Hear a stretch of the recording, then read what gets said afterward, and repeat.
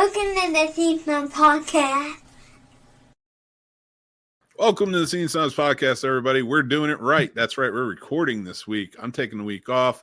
I gave my man, producer Paul, who clearly isn't here, and the week off. His brother's in town, and he's celebrating Christmas. So love you, Paul, and we'll see you next week. But I am doing an episode pre-recorded, and I have a guest with me, a guest co-host tonight, who has not been on the show since the very early days of when I had like weekly co-hosts, because I was by myself, and she filled in one week, and that is the lovely Mrs. Manhattan. That's right, Mary Manhattan is here. Thank you for joining in, my wife. And yeah, so I appreciate you jumping on and being a part of it. We were talking about last week and saying that you kind of want to be on, talk about a few things, and like kind of experience the show. And I talked about it as well. You know, I was not interested in that. I was like, actually, yeah, I want to do that, you know. Let's talk about it. So very excited to have you here, Mary. Thank you. You want to say anything to anybody before we get started? Yeah, just happy to be here. Really excited for the conversation and can't wait to get started. So we're going to fight on it. No, I'm just kidding. No, we actually have some fun stuff to talk about tonight with our top five. And we reviewed a very different movie than I think either of us would actually watch. And we'll get to that. I was far too early last week talking about Wicked in the topics. Paul would just have me, he didn't like it. So like, and I really liked it. So my whole being just kept calling me to talk about it. And you know, just to tell him like, why are you missing out on all this amazingness of Wicked? And here I am again in the next episode talking about Wicked after I reviewed it. So I gotta stop. It was a good one though. It was a good one to keep bringing back. You saw it, and I'm going to give you a chance to kind of give your review of it. Like, what did you think of Wicked? Especially, I know how much you like Wizard of Oz, but I don't think you've seen much more outside of that, right? No, I had no idea about the story of Wicked. I didn't know any of the songs. I knew zero about it. I've never seen it. So it was a very fresh set of eyes, and I was in love with it. I have to say, my inner being was a little sad just all of these years. Like, she really wasn't Wicked, you know, of like having been lied to this whole time, of something that felt so like I was so strongly, you know, confident about. Yes. But I loved it. I thought the music was amazing. And I'm not a big fan of Ariana Grande. But I thought she did a fantastic job as Glinda. I think she played the role really well. Her voice was perfect for that role. And just both of them did an outstanding job. I really could not. I can't wait for the second one. I got to be honest. I don't dislike Ariana Grande. Like I think it's more like I kind of get with all of the controversy that surrounds her why some people would be upset. I mean, I don't like, I guess I just don't listen to her music enough and stuff. So like this was, other than Saturday Night Live, this is really my Ariana Grande experience. Interesting. So I thought she did a good job. Like, I knew she was on that TV show back in the day my nieces watched. It was like a continuation from iCarly. And I didn't know anything about her, and then she became like superstar. Right. And now she's Glinda, and I thought, I really liked her. Her voice was powerful. She matched the character that they were going for in Glinda really well. I agree. For my wonderful Snob Nation patrons out there watching and listening right now to this wonderful episode, you got more of Wicked from me. Right. I want to bring up one thing. You bring up a good point. Like, you find out like she's not Wicked after all, and like there's more layers to it. But if you go back, that actually Margaret Hamilton, who played the Wicked Witch of the East in the original 1939 Wizard of Oz, she scared kids. Kids were so scared of her. She couldn't like go out in public. She couldn't really do anything. Like, they were so scared of her. And she was such like, from what I understand, everything I've read and I've seen, she was a lovely woman. Yeah. But she encompassed that role so well, and she did it. She really did. She's still outstanding. Yeah. It was Sesame Street that fixed her. Not fixed her, but fixed that for her, I should say. Right. They brought her on in the costume and humanized her. I did not know that. And from that point forward, she could do, it wasn't that much more, but like from that point forward, I guess she could do like appearances and such. And it was, I love that so much. which is another testament. And I'm not getting into anything, but that is why we need the public broadcasting system. That's all I'm going to say. But yeah, no. So talking about Wicked kind of like kicks into, there's a lot of themes in Wicked and how everybody connects and between relationships and friendships and everything else. And that's kind of what we were going for tonight. Like, we're going to go with something a little fun, which is like, we're going to analyze some like moves in movies and discuss like, what do we think? Do we think like this is something that you should be able to do? Should you be able to do those like little white lies that they do in movies and such? And I thought it'd be fun to kind of talk about that. Like, I don't know, for me, I grew up on that stuff. So like, it was very impressionable for a young guy. And now as I grow older, I'm like, man, some of the stuff is like, I wish somebody was just like, nah, this isn't a good idea. And I'm sure as a woman, you can speak more to that. But is there anything in movies that really, even if it's more so today, you can be any time period though, is there anything about movies that really, in terms of that courtship and like that game being played, that you see where like maybe it's like, come on, like I can't believe this worked or is something that somebody would try? I think it's the overstated gesture where it's inflated, it's not genuine, right? Where it's this huge thing where you're trying to get the girl and you're trying to make this big wave and you're trying to get all of these things to line up. And to me, that is almost unorganic. And to me, I just don't see how, if you're trying to make all of these things work, when does that naturalness come in? When does the love and the natural attraction? And, because as well as I do, I mean, we could have topics left and right, but our conversations are and our relationship is just so natural and it flows so well with the times too, that that orchestratedness just feels not real to me. And it's like, how would you start a relationship like that? With all this huge lie almost, or this huge display of someone that you're not really.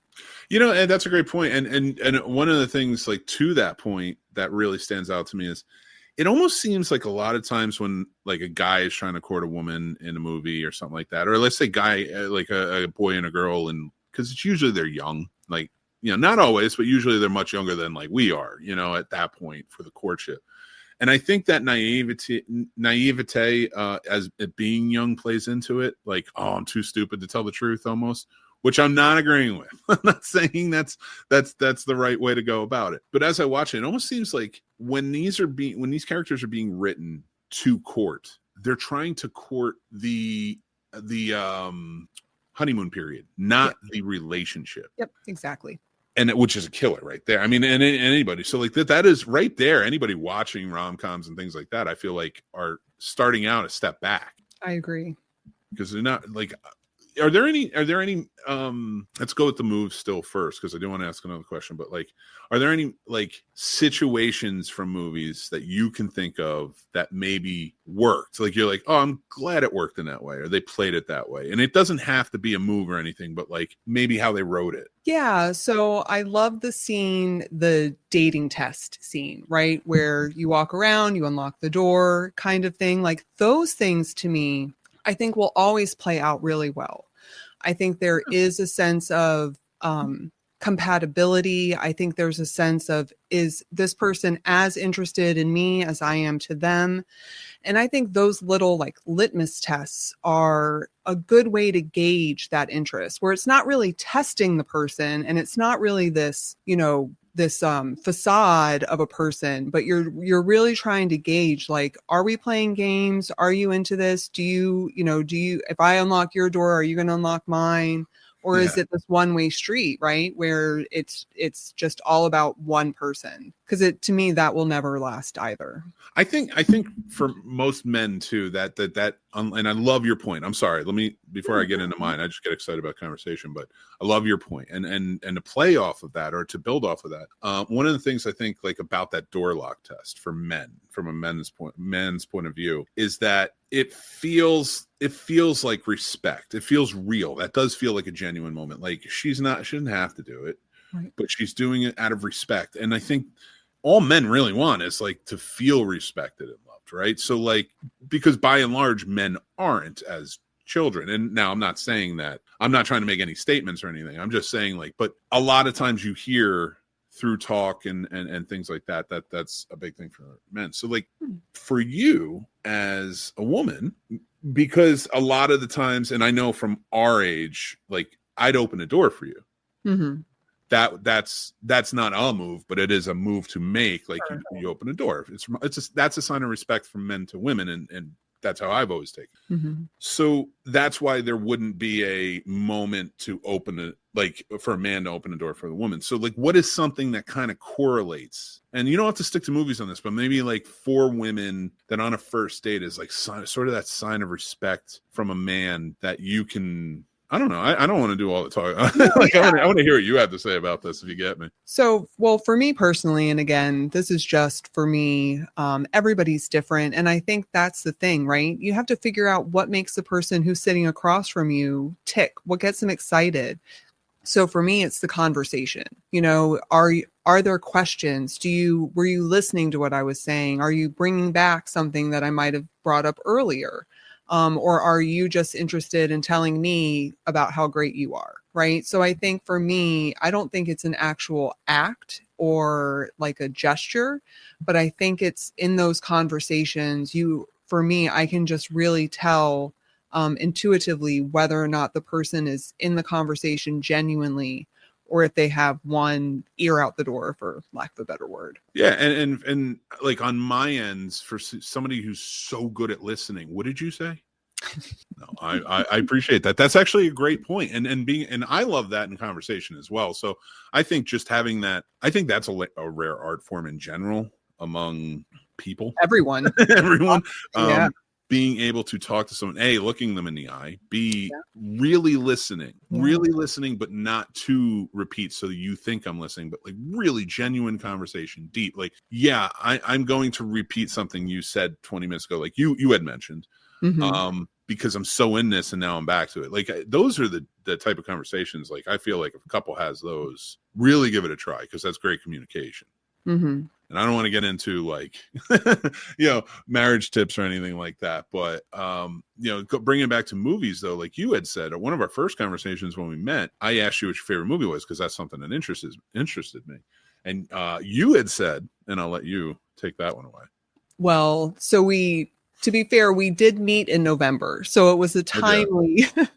It was like 3 days after it too. So, but one of my favorite movies definitely is V for Vendetta. It just, the way that it was done, the shots of the film are beautifully done. Particularly when Natalie Portman at the end is in the rain and they're just, I mean, I still get goosebumps when I think about it. The whole thing, of not only the bigger themes of the movie, but even just finding yourself, right? And what's true to you and how far you're willing to go for that truth. It just really spoke to me, and I really loved the different relationships between the different people. And I loved that they weren't all, the biggest one wasn't a romantic relationship. It really was deeper than that. And it has always been one of my favorite movies. Can confirm. We've watched it quite a few times. And I do like it as well. It's a great graphic novel too, if anybody hasn't read it. So but to kind of, and I'm so glad you said that, because that was like one of my most interesting, because I'm like, you never hear that. Yeah. So that was definitely an interesting like thing to hear. And I like that you went kind of, because you're not a movie person. Yeah. Not like I'm a cinephile, I'm a rom-com person. Well, the way I see it is like, you're not a movie person in the way that anybody can enjoy movies. It's entertainment, right? But you don't like, I look up the IMDb trivia. I'll go on, like, I have to like figure out what went into all of this. So like, to me, that's the breakup. Like you see a lot of like the really like intense movie fans like have to like learn all about the other side of it, whereas normal people can watch the movie, enjoy it, and then move on with their lives. So it was nice that night especially to hear that, because like you hear a lot of things. Like if you had said Steel Magnolias, which I know is a big favorite of yours and is a great movie, I probably, not that I was in, I'm just the saying. The thing would have been over. I had heard Steel Magnolias before, so I probably would have changed the conversation. Sure. But we had a really good conversation based on V for Vendetta because it's so out there. It's such a different movie, and intriguing, and I love that. Yeah. I want to steer back a little bit to what we were talking about with relation. I do have two specifics to what I had asked you earlier. And one was, what do you think about You've Got Mail? That's a good question. That's a move. Once he finds out, he is still strategically trying to play into this. I agree. But I think it's genuine why he's doing it. He knows they're in love. Right. But he knew, and as soon as you know, then you know better. That's true. To me, when I was younger, I could love that movie from start to finish, right? Happy ending. They end up together. It's all good, not to spoil anything, but no. But now, especially now having been through, such an important and impactful and different relationship with you than I've ever experienced with anybody else, knowing what we have now and how we built that. Mm-hmm. I don't see. If it's okay, because I have mentioned it on the show before, and we don't have to get into it, but just to say, we have had our issues that we've built back from, and we've done a lot of things. So it is possible separating and things like that. So, I just want anybody listening who may be going through something, it is possible, but put the work in.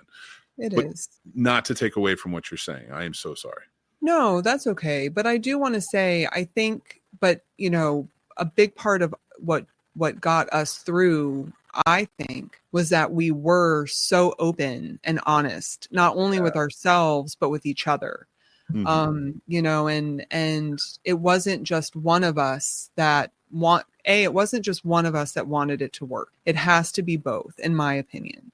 Because if you're the one who wants it to work, but the person is fleeting or, seems to be unattainable, to me, that is someone you are worth someone who's interested in you. I agree that there is a little bit of a game, hard to get, right? Are they into me? I'm going to withhold, certain physical things till later in the relationship or whatever that barometer is for you. Mm-hmm. But to me, we both wanted it. We both were so in love with each other, and the struggles that we had were so real. We just didn't know how to get through them. Mm-hmm. And instead of just saying, this is too hard, I'm just going to go about it my own way. We actively made that decision to come back together and to work it out and to have those really difficult conversations where we knew we were going to hurt the person. Sometimes brutal. Yeah. But that's okay. Yep. I want to put that emphasis on anybody who's like, no, ours is really brutal. It's like, no, it happens, but it's okay. Yeah. I would say, my advice, we were talking about that, and not dwelling too much, but my advice would be not just that both need to do it, but you gotta regardless of anger, you gotta put your ego aside, and you have to be able to say things without wanting to hurt the other person. Right. Bite your tongue if you're feeling it. If it's a fight or it's whatever, walk away. But you got to be able to do it. And I think what comes really naturally for us is that we don't try to hurt each other. Right. We've done jokes, and we've been passive aggressive at times, which we've both found to disdain over time. It's funny how once you start putting in more positives than negatives, which is a thing, you definitely get to that point where it's I don't even want to do that. Yeah. It's so negative, I don't want to bring it to that point. Great point. I love that. And then to tie it into You've Got Mail, which is, you're right. The truth just needed to be said, whether she hated him or not. And I think that's what needed to come out. And a good comparison, in my opinion, to that is When Harry Met Sally. Because that was, of course, they had the luxury of span of years to get to know each other. But really, when it kicks off and they're both friends after the relationships, that's what I feel like anybody going to date needs to strive for. Not friendship, but I think it needs to be agreed upon with the man and the woman that it's I want to get to know you. Yeah. I don't want the honeymoon period. Right. That'll be great because that's coming regardless. Sure. But I want to know who I'm going to be with after the honeymoon period. Can I laugh with them? Yep. Can I understand them? Where are we going? Is there anything? And that's what you get with the friendship side of it, I think. And I agree. nice. And you can build that after you're together, but you got to be willing. Yeah. And that's why when Harry Met Sally, to me, is a good one to kind of touch down on and be like, this is a good relationship advice because they get to know each other. Yeah, I agree. So, and it pays off too, because you can see like when the friends meet and they fall in love, it's because these two they all know each other so well. Like they're gonna be like, she's gonna be perfect for you. He's gonna be perfect. Yeah. But I think it's gonna be our fun time. Yeah. We're starting with our top 5. That is right, everybody. I put it out as top 5 married couples, but it's top 5 relationships in movies. Married couples is just way smaller on the print. I should just put movie couples. I'll put movie couples. I can fix that. Okay. So we're gonna basically how we do this. We count down from our 5 to 1. Mara's first time doing our top 5. Thank you for joining in on that. I'm excited, and thank you for the conversation. Feel free to keep talking if you want, or if you have anything. I do want to add something real quick. So there was a period talking about communication. It was going to be really, really fun because for a split second, I thought we had picked different lists. Oh, no. So I do this to Paul all the time, and anybody who's on the show. I put parameters on my lists because I feel like there's such a broad spectrum. Like, I would love to do lists, not just like this is a good one for top 5 movie couples, but I want to do top 5 divorced couples. I want to do top 5, truly terrible people for each other that ended up in relationships, stuff like that. So like, I always try to put parameters on it to kind of keep it. So I did keep to married. All of mine are married or get married in the end. All right. Some of mine are married. But I choose to believe that they all got married in the end. I believe it too. And I can't wait to hear your list because you're good at this. Let's go with our number 5s. You go first because you're the guest. I'm going first. All right. So number 5, drum roll please. I have Joel and Clementine from Eternal Sunshine of the Spotless Mind. Okay. And then the fact that they kind of start over at the end, I dig it. I like that. So I'm with it. My number 5 is Wesley and Buttercup. They're the only one that aren't married during. They get married at the end. Yeah. So that they are from of course, the Princess Bride. So that's my number 5. And what's your number? Oh, thank you. You're welcome. What's your number 4? Number 4, I hope this doesn't cause any conflict between us for being so low on my list, but I do have George and Mary from It's a Wonderful Life. And the only reason that they're so low is because to me, the story wasn't just about their relationship, or it didn't really focus so much on the marriage itself. It was a very big part of it, but that's why they were definitely on my list, but a little bit farther down. That is terrible. You shouldn't put it that far down the list. That's just horrible. So that's your number 4. My number 4 is Albert and Armand from The Birdcage. Interesting. That's a marriage. I don't care what anybody says. I don't care what was legal. And I don't know if it was legal in Florida in the 90s or not. Idea. But that was a marriage, and that was a great on-screen marriage. That's one of those ones where we're talking in the main topic about like the deceitfulness and stuff like that. And it does come out. And I'm not saying that the deceitfulness was right, but I feel like in that instance it was warranted with the time, the company, and everything else. Yeah. So, but to me, conflict is important, right? Like to me, there was like a one thing the lesson was learned so quickly and they recovered from it so swiftly that I will be interested to see if they show up later on this.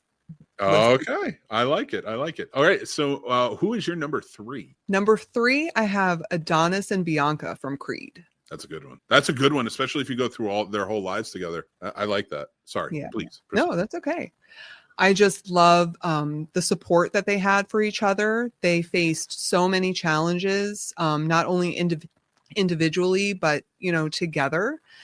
And I just think it was such an example of mature love that I couldn't not have them on my list. They're one of my favorite couples. I love that. Well, number 3 for me is actually George and Mary from It's a Wonderful Life. Okay. And the only reason they're number 3, and I kind of contest a little bit. I get it. It's about George's life, but I think the message in that isn't. And honestly, like with all the stoicism reading on and stuff like that, it's about appreciating those people. Fair. What you have and all the love that's in there. that is 100% what we should be striving for. That's happiness, your virtue, and his virtue through that, you know, and how he pulls. So like, and she was by his side, thick and thin, and like it just really was like both of them. Like he, of course, it took him a little while to get there because he was always a dreamer, but like it's always that is also nice to see in the 40s. Yeah, that this dreamer who was grounded by circumstance has this wife who understands he's a dreamer. Right. You know, and allows for that. She's the one that holds the fort down. And I love that. So, and I love their relationship. Yeah. So, yeah, that's why I have such a high respect for Mary, and Donna Reed just killed it. Yeah, she really did. So, and so number two. Number two, I have Sally and Harry from When Harry Met Sally. Very nice. Very nice. They were married in the movie. They were. So that counts. Yeah, it was at the end, so I just wanted to say that's American. Yeah, I said some of them were. Yeah. I know. I'm trying to give you as many as you can. Yeah, but to go back, I just loved how it was based on friendship. I mean, just completely based on friendship. And it was another really great example of how they sort of grew. I mean, every time we were introduced to them, it was almost like a new character. You know, they changed, and that's so true with life. I mean, you and I are such different people than the people that we were when we met each other. Yeah. But we are actively choosing to stay and to grow together and to see what that looks like for each other and to continue to show up for each other, not only for ourselves and for what the other person can do for us. And one of the big things like in this journey, like together and all this stuff that we learned, that I learned, and it goes not just to like the relationship or marriage or anything, it goes to parenthood, it goes to being a friend, it goes to just being a person in society, is that integral part that you have to, the integrity you need to hold. And now, but also being allowing to say to yourself, I'm okay with who I was. I may not have been perfect, but I'm okay with it. And I'm forgiven. I'm done. Yeah. You know, like I can shut the book on that. I don't care if people are out there mad at me. I don't care if people are out there upset with me. I shut the book on who that was because I know that, and to attribute to what's his name from Adam Yauch from the Beastie Boys. When he said, I'd rather be a hypocrite than the same person my whole life. And I think that's true to anybody. And, you know, I'm just happy to have that growth, you know, and I love, yeah, it is such a great quote. So number two on yours is great. I love that. And my number two is Edward and Sandra Bloom from Big Fish. Oh, nice. I mean, that's obviously there's one reason it's not number one, and you'll see. But that's, yeah, there's such, if anybody hasn't seen Big Fish, go see Big Fish. Oh, it's such a good movie. It really is. Now, who's your number one? Number one, I said they may show up again, but it's Albert and Armand from The Birdcage. I love it. Love it. That's a great choice, too. They're so good. They're so good. They're so good. They're and no, go ahead. If anything you want to say. No, I was just gonna say another really great example of support. I mean, when they're out at the cafe and you know, Armand, I think it's Armand is walking and Robin Williams' character is trying to give him. I mean, it is just the epitome of hashtag goals to me. They were supportive. They loved each other. They laughed. They were all about family. They did everything that they could to support and nurture their child. I just think that they didn't belittle each other. They didn't belittle each other. Exactly. I love that too. Even when Armand was feeling it, which you do, and then either, you know, we're going to feel like, they're being their best self at the moment, you know, and it's like, but he didn't enter angry. He didn't enter. He was reassuring and loving, and like he took his ego out of it and saw this person he loved and decided, I'm going to talk to this person in a positive light. And it is a beautiful way. These relationships we're talking about, they should be studied in a way. And I think it's funny and a testament to like what we've learned. I mean, you on your own, me on my own, and together. Of how a healthy relationship looks past the rom-com getting together courting phase. Right. So that's why I like this list. I wanted to do more than that, you know. Yeah. Not to speculate, are they together, but what were they like after? Right. So my number one, which deals a lot in time, is Tim and Mary from About Time. You love that movie. That's probably my favorite romantic movie of all time. Yeah. Oh my God, I'm going to choke up thinking about it. I just love that movie and that ending with his dad. Oh, it's such a good movie. If nobody's seen it, it's got time travel. It's got great acting. It's got Rachel, what's her name from McAdams from The Notebook? She's great. She's great in everything. She is so good. You know, Domhnall Gleeson is great. Like everybody is so good in that. That's a good one. It's such a great choice, and they are because the thing I loved about it too is like he never went back and tried to fix things with his wife. Right. He just let him play out. He went back to try and like when all her paperwork was everywhere and stuff like that. And he was like, I can fix this. Like, I just got to go. Right. But like, he never tried to change her, who she was. Yeah. And I love that when he made that change, just a little bit of a spoiler, but 3 years or older, that's the rule. When he gets to that point and he sees a different child and he realizes I'm never going back again. Like he had to fix it so that way he could get the child he knew back. And like, I hope that maybe alerts some people to go check this movie out. It's that well done. Yeah. But yeah. That's why it's my number one. I know I overtalked a little bit, but I don't think anybody's seen that enough, and I want to try and get the word out there. Yeah, that's a really good pick. Thank you. Yeah, you had some great picks too. I really like these lists. Well done. Appreciate it. And is there anything you want to add about, or any honorable mentions you want to throw out there before we get started? Or? Ooh, yeah, I have a few. I have a few on my list. You know, I have the typical Elizabeth and Mr. Darcy. Wesley and Buttercup were on my list. And Quincy and Monica from Love and Basketball were also on my list. Years. I haven't seen that since the 90s. You should watch that. That's such a good movie. That's a good movie. Yeah. I remember Omar Epps was in that, right? Yeah. What is yours? So what are some of yours? I came up with my 5. Oh, okay. I have other relationships that I like from movies, but I think I've just gotten week to week that is top 5 that I get so intense about making my 5 that I usually have extras, but I delete them real fast because I'm like, I'm not talking about these. Plus, we never get to honorable mention, so I'm glad you had some. Yeah. Paul's gonna be pissed. Paul. He never gets an. No, I'm just kidding. I love you, Paul. All right. Well, thank you guys for watching our top 5. We're going to get into our review of the evening, and I am super stoked for this one. Holiday Touchdown, a Chiefs love story. I'm going to just read the IMDb of what this is about, this small blurb. Chiefs superfan Alana tries to win the Fan of the Year award as a Christmas gift for her family, falling in love with someone in the Chiefs front office along the way. Dude. Oh my God. So this is the movie that has Travis and Jason Kelce's mom in it. Yep. It has numerous people who are sort of peripheral in the Chiefs world. Sure. And it's about some dude who works at the Chiefs they're running this Fan of the Year, and he falls in love with a girl in his family who are super Chiefs fans, and they have a magical hat that they have to wear on Christmas or the Chiefs will lose everything. And it, so let's get into it. So we got the story down.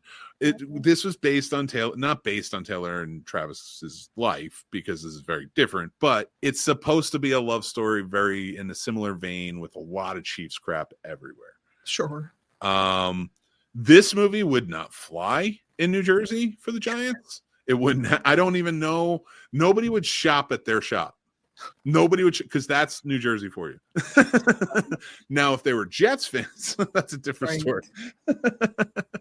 No, but watching this movie, we got into it. You're such a huge Taylor Swift fan. I am. And it was the end of the Eras tour. It is. I have my Taylor Swift. I know, you're wearing it.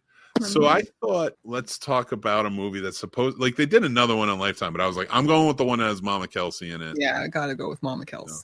You can definitely tell there was more production value because there's Chiefs crap everywhere. That's all they're steeped in. This was a movie. I bet you the guy from marketing this guy is playing wrote this movie. But you know what I loved? What small detail I loved was at the end when they're at like the actual game, she has on her Kansas City Eagles split jersey on. Oh, Mama Kelsey does. She does. Yep. Oh, I didn't know that. That's cool. So I love that she wore like her actual jersey, for both of her kids at the end. And good for Mama Kelsey. She did a good job in this. She did a great job. I'm not going to praise the movie by any means, but she did a good job. And it's not, not an actor. She stepped in, she delivered her lines, and you can say though, and I don't care until she says that it's not true, and she never will. You and Taylor Swift have both watched this movie. That's true. You know, I'm not saying together, but you did both watch this movie. Because if she says she didn't, what does that say? You think Travis wasn't sitting at home that day? Like, it's opening, it's coming out. Got to see Mama in action. No, if my mom was in a movie, I'd watch it too. Yeah, me too. I know. And if I was dating someone, they certainly are going to watch it with me. Damn right. So we know we can deduce that Taylor Swift has watched this movie with us, and I don't know what her rating is. She can call in anytime and tell us, but that's true. She could. Oh my gosh, I would die. What do you think about this? So like, I have a big problem with the movies that jump on the public domain too quickly. Okay. I don't have an issue if you take your time and adapt a public domain and try to build off those characters. That's fine. And they're doing that now with the Winnie the Pooh after the second one. But what about this? Taylor Swift is, I mean, this is like your maybe mother-in-law one day was in this movie. That your husband's team basically paid for this movie. Right. And it was a Hallmark thing. What do you think about movies like that? Do you think that's okay? Do you think it's product placement, or I'm just wondering how you feel? At this point, if there's a good story that keeps me entertained, at this point, I don't really see a difference, because we've been through so many. I mean, we've been through like the first live show, right? The first live Broadway show on cable that was acted out. You know what I mean? Like, we sort of lived through all of these phases of life with television, with movies, with, X, Y, and Z, that to me, if it's done in a way that keeps my attention, which this movie did, I'm okay with it, to be honest. I love it. All right. Yeah. So speaking of stories, this was a problem. This story is a problem. Like, they even introduced a Magic Santa. There was a Magic Santa. So it has and it's not your traditional Hallmark movie where girl goes in and back to her small town, falls in love with a lumberjack, breaks up the guy who loves her all his whole heart. This is like two young people. They're young. You would call him young? I would call him younger than me. I don't know if that's true. I don't know if I can hold to that. I don't think he's that young. He looks, he is younger than, come on, anybody's not younger than me. I feel bad. Like, I feel like I'm trying to throw him under the bus, but I need to know this guy's age. It's going to happen. So he's got to be about our age. She looked young. She looked young. I wonder if that's why they do it in movies. I don't know. I always figured that she looks younger than him, which is usually how it's done in movies. Yeah. Well, he's 38 years old. So he's younger. He's not that young. That is not a young face. But they were both grown-ups. But they weren't frumpy grown-ups. You know what I mean? Like, I kind of liked how they were both younger but single, but not this like, oh, I'm never going to find anyone. It was like, well, I just moved here, or, well, I'm running my parents' Kansas City store. So I don't, say it again real slow. Yeah. Like, it didn't seem far-fetched. All right. So not bad then. Okay. I looked her up too. She's 31. He's 38. All right. That's not bad. All right. Not bad. Now, she did look younger in this. They tried to she looked like almost closer to a teenage Taylor. Like, you could tell they were going for like a Taylor look. Yeah. And for him, I think that there's just one look, and there's almost like he's not a cowboy, but he's kind of a cowboy. That's how Hallmark rolls. Cowboy, yeah. Sure. Hallmark's signature. So like, I just like with him, like, he was always going to look older because he looks like a Hallmark version of Rip. Yeah. Totes. So from Yellowstone. So like, for me, that's all right. That's not bad, but they do age him a lot, and they make him look aged. Like, she looks young, he looks older. Yeah. And I just like that. I've never been a big fan of that in movies anyway. Yeah.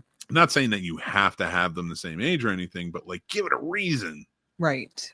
Give it a real reason. Like, I liked to use his Iron Man 2. Like, clearly Scarlett Johansson's the young sexualized character in that movie, and he's the older man. But she's a badass super spy who goes undercover as this beautiful woman most of the time. Like, we find out what the Red Room is and what the that whole program was.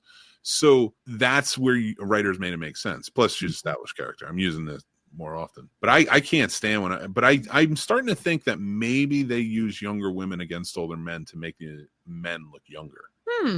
Probably, or to make them still feel very vivacious. I mean, listen, it is Hollywood. I'm not every day something comes out, so like I'm sure people are writing stupid things in. Like, it's not the writers who write which actors are going to get what. It's that's the casting and such. But yeah, I'm sure. But I'm wondering if it does play in, because I'm going to go back and start looking at that with more analytical eyes. Like, does it make them look younger versus working with somebody else?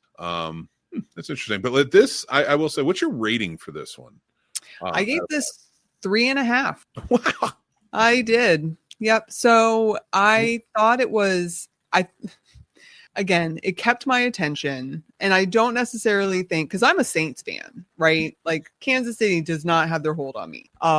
Taylor or not, she can have them. But I loved that it not only kept my attention, it was a little bit where you could guess what was going to happen, a little bit predictable. But there was still some times when I was like, oh, okay, I didn't expect them to write it that way, right? Like, I knew something was going to happen. I knew something was going to, cause this conflict to resolve, but it wasn't necessarily the resolution I expected. And I really liked that again, because it's a new movie, so I'm trying to do it with no spoilers, because I don't want to ruin it for anybody that has this on their list, that they're dying to go and see it. And I'll put spoilers up on the thing if you want. Right. If you want to go crazy, go ahead. But at the end, when they were, when it was being resolved, and they were, I loved that the magic, it was because of them. It wasn't because of the hat. It wasn't because of this tradition or this, symbol. It was them. And I really like that they did it that way, instead of, the whole stadium being upset or what have you, that, something was amiss. I think that the way they did it, and I think it really does encompass the spirit of the season, or what it's supposed to be about, because it can get convoluted, but it really is about connections and us coming together as a people. And I just really hope that we can do that. I want to say this, that I'm going to watch this again with you in April. Okay. And we're going to see how you feel. That's fair. Listen, it does have all that. And I've said with Hallmark, like, Hallmark has its place. Like, I don't think that they should be complete like that. It's a channel that's dedicated and people like it, and that's fine. If people like it, it's not hurting anybody. I'm always for it. I don't think it's very artistic, but I think it is a good stepping stone for filmmakers. Sure. Or a place for some filmmakers to just be like, you know what? I just want to make Hallmark movies now. Sure. Because it is easier to repeat, but you do love the task of making the movies. So, like, I do feel like Hallmark has a place. I do applaud Hallmark for making a movie. They're completely capitalizing on Taylor Swift and the Chiefs and all that jazz. Sure. Which everyone is. And so no judgments. Now with that, they made something that's different outside of the scope from their normal Hallmark movie. Yeah. So I give them credit. I gave them a 2. Okay. So that's where my mind lands. There's some good things about this. It is heartwarming, stuff like that. But as a movie, it's choppy. And there's some things that like the Magic Santa bothers me because it's never fully established until the end. And like, it's just kind of like, why is this one dude the only Santa that exists? And then they tie it in, of course, all together, and he's Magic Santa. So that was like, it wasn't a reveal. It was like, you could have let this go the whole time. Yeah. And like kind of alluded like that's what this was going to be, instead of third act just dropping it on us. Right. So like that bothers me, because that's a Deus Ex Machina, in my opinion, which is, for anybody who's like really into movies, that's like when you take the power out of your characters. And it's okay to have magic, but the magic should never be able to take the power away from the characters dictating the role and dictating the story, right. So, and that's where it happened. I would have liked if like he had found it. Yeah. And like kind of came together, because and one thing that really bugged me about this movie was her. I liked how he handled it, but she, like, in the family, they kicked him out. Like, as soon as he was like, he's like, oh, you know, I mean, I'm sure most people believe like their thing makes their team win.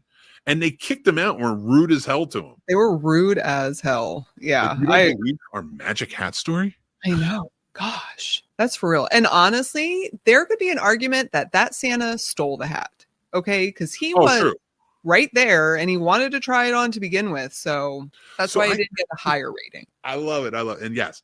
And that to play off of that and your point there, he didn't.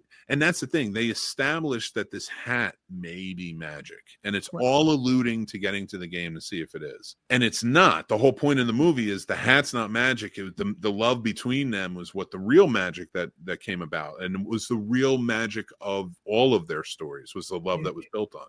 But they added a magic element in Santa Claus. I know. So you take the magic away from the one thing you've been telling everybody is magic the whole time and say it's not, but this guy is because it's Christmas. Yep. And that's what, like, I just can't get behind that. So I had to work that out, but I appreciate you. So that's our ratings for Holiday Touchdown at Chiefs. I don't even know the name. The Chiefs Love Story. If you want to go check it out, go check it out. Let us know what you think in the comments. We appreciate you. If you're watching this as a clip or you're watching or listening to the whole episode, we appreciate you. But we're getting to the final part of our night, and that is Mick's movie picks. And this year I went with 1996. Yes, I said it's 25 years or older, it counts as a classic movie. So I went as 1996, The Preacher's Wife, starring Denzel Washington, Courtney B. Vance, the amazing Whitney Houston. I had to say the best for last when I'm naming the names. So, and I mean, like, we got great actors, but Whitney Houston. I mean, come on. So good in that movie. And this is a remake, of course, of The Bishop's Wife. I believe it was from 1947. I'd have to look it up again, starring Bing Crosby. But this tells a tale of an angel who comes down to try and help a preacher and his wife reconnect during the holidays while also helping the congregation along the way as well. I love this movie. I think this is a fantastic movie. We're doing a full classic film review where you can go and listen to it, and we have some little tidbits and trivia along the way. We hope you enjoy that. Mary, what do you think about this movie? Have you ever seen The Preacher's Wife? Oh yes, I have. I love this movie. I haven't seen it in a long time, I will admit. I would like to add this to our list this season to rewatch. I think this is great. I would love to watch it again. You know where they shot it? No. Jersey City, New Jersey. That's right. I remember when they were filming it. So yeah, that's where it takes place. So I love this movie. Very close connection. So look out for that this week on the YouTube channel. It's going to be The Preacher's Wife classic film review.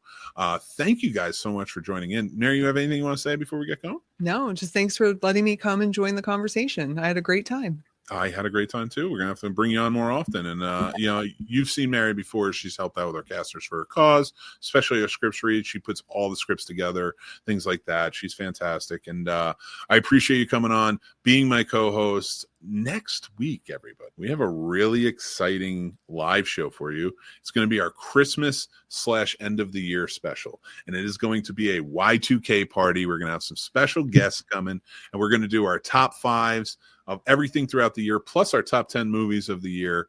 So make sure you join in for that. We're going to have some great times with that. And then we will be off until January. We're going to have some classic film reviews come out, stuff like that, but we will be off till January. And then you can join us back for the lives. We always take Christmas off, but you can catch me on Popcorn and Pints. I'm going to fill it in over on Horror with Sir Sturdy. Got a lot of stuff going on. I want to say thank you all for joining in, being a part of it. I really, truly appreciate you. If you guys want to be a part of the Snob Nation, the Discord, things like that, you got to join up over on the Patreon. Free, we'll get you our newsletter. We get updates, things like that. You can also get in a Discord. If you pay, you help help the channel out and things like that. It all goes back into making this all work. So I appreciate you. So remember to like, subscribe, and hit that bell and comment as well. I'd love to hear from you.